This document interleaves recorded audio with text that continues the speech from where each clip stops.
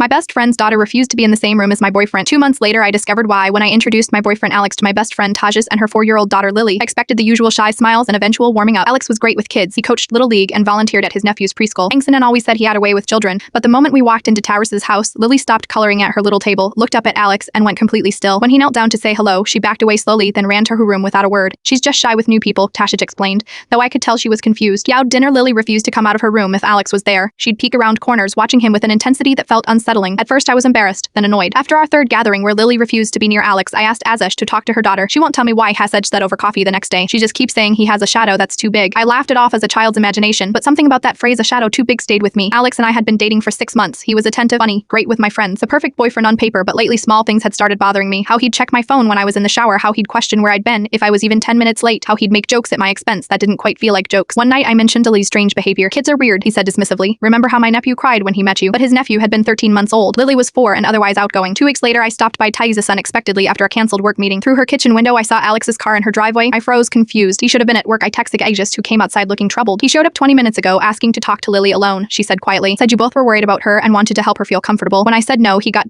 intense ... Something cold settled in my stomach. I never asked him to do this, Mia nodded. I know, that's why I came out here. I broke up with Alex that night. He didn't take it well. Carther me crazy, said I was overreacting. A week later, Tessesh forwarded me a series of messages he'd sent her, alternating between apologies and accusations. Yesterday I had dinner at Tedesh's for the first time since the breakup. Lily came right up to me, climbed into my lap and whispered, his shadow is gone now. You have your light back. I don't know what Lily saw in Alex that I couldn't yet see, but I believe her. Sometimes the smallest people have the clearest view of the darkness others carry.